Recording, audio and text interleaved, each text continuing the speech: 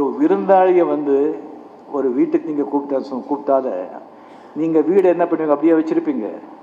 அது எவ்வளோ க்ளீன் பண்ணி பார்த்து எல்லாத்தையும் எடுத்து டஸ்ட் எல்லாம் எடுத்து கரெக்டாக வந்து செட் பண்ணி ஒரு விருந்தாளி வர்றதுக்கே.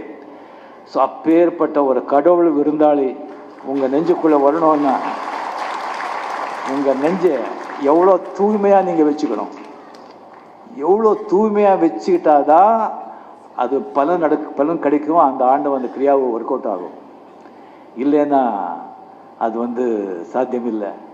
அது எப்படின்னு சொன்னால் எல்லாருக்குமே ஒரு வாட்டி திருதராஷ்டிரர் வந்து கிருஷ்ணனுக்கு சொல்கிறாரு, கிருஷ்ணா நீ வந்து அர்ஜுனனுக்கே எல்லா உபதேசம் பண்ணிட்டு இருக்க, நீ துரியோதனனுக்கும் வந்து என்னுடைய பையன் அவன் என்ன வேலை எடுத்தப்ப அவனுக்கும் நீ உபதேசம் பண்ணு அப்படின்னு சொல்லும்போது கிருஷ்ணா சரின்னு சொல்லிட்டு துரியோதனன் கிட்டே வந்து உபதேசத்தில் போவார்.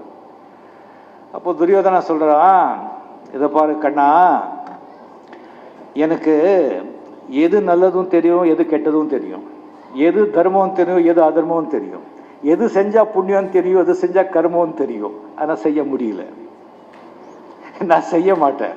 அங்கே அர்ஜுனன் சொல்லி ஒருத்தர் இருக்கான், அவன் நல்லதும் தெரியாது கெட்டதும் தெரியாது, எது செய்யணும்னு தெரியாது, எது செய்யறதும் தெரியாது, அவங்ககிட்ட போய் நீ சொல்லு அப்படின்னு துரியோதனா.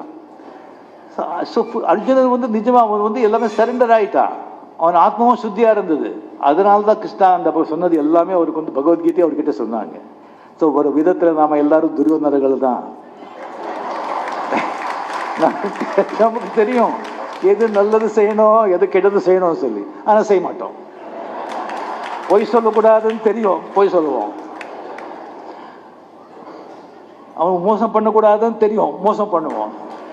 ஆசைப்படக்கூடாதுன்னு சொல்கிறோம், ஆசைப்படுவோம். ஸோ துரியோதனங்களாக இல்லாமல் நாம் வந்து அர்ஜுனங்களாக மாறினா நம்மளுடைய ஸ்டேட்டஸை நம்மளுடைய இதை கடவுளுக்கு தேடிச்சுன்னு போகலாம்.